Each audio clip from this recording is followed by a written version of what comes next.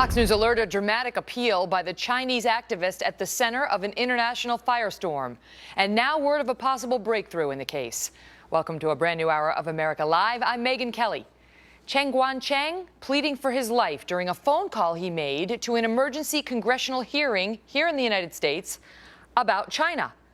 Earlier today, an American university apparently offered the man a fellowship. And we are told that China has agreed to allow Chen and his family to apply for travel permits. If true, that is a major breakthrough. He sparked a diplomatic standoff after a daring escape from house arrest. He was protesting China's one-child policy, its forced abortions, forced sterilizations, and infanticide. They put him under house arrest for that. He wound up leaving house arrest and wound up at the U.S. Embassy in Beijing. Well, lawmakers are now raising serious questions over whether China will actually let Chen leave the country as promised and whether this administration handled this situation properly. Joining me now, Republican Congressman Chris Smith of New Jersey, who was in that congressional hearing that Chen phoned into. He's a member of the House Foreign Relations Committee. Congressman, thank you so much for being here. First of all, that must have been bizarre. Well, it was a very good breakthrough. I was trying all day to get on the phone with Chen Guangcheng. And finally, Bob Fu arranged it, who was one of our witnesses, a dissident who spent time in prison himself. And then we, frankly, just put the phone to the microphone, and he made an impassioned plea to protect his family. He is very worried, not just about his wife and two children, but also about his mother, his nephew, and other members of the family. So, you know, while this is a breakthrough, and the Chinese, frankly, this was a diplomatic and public relations nightmare for the Chinese government, because finally the media, including Fox, are focusing on the cruelty of the one-child-per-couple policy in effect since 1979.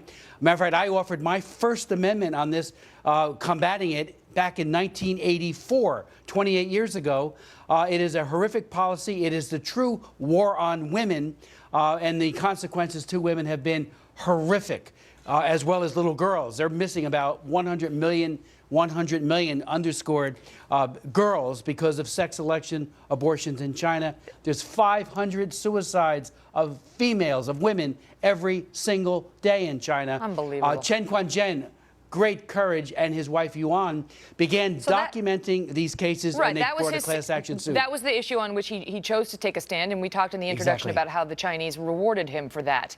He sought refuge at the U.S. Embassy, and then they got him out somehow or another. He now claims that he was told that the Chinese were threatening his family. The State Department says that's not true at all. He left of his own volition. We don't know what the truth is, I guess, today, but the point is he left, and then he was no longer able to seek asylum because you have to be in American custody or on American soil.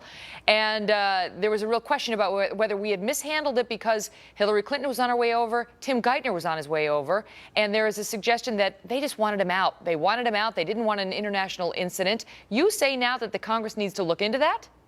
Oh, without a doubt. And as a matter of fact, there was clearly a hurry-up offense in order to clear the decks, if you will, so that the Secretary of State and Geithner would be able to have this meeting.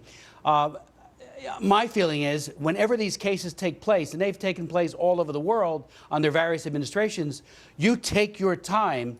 And it may take weeks, even months, but you make sure you know exactly what the individual is seeking. Is it asylum? Is it to be reintegrated into his country or her country, but with protections? I don't know how China could have provided protection for him. There's no place in China where a dissident is safe or a human rights activist, by definition. Before I let you go, now that we've reportedly struck this deal where he gets to come to America and go to an American university, his family gets to come too, have we avoided international embarrassment?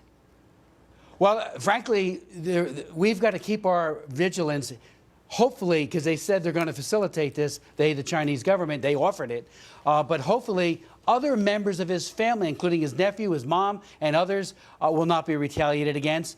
And the woman who ferried him from Shandong to Beijing, a brave young woman, put him in the car and took him there.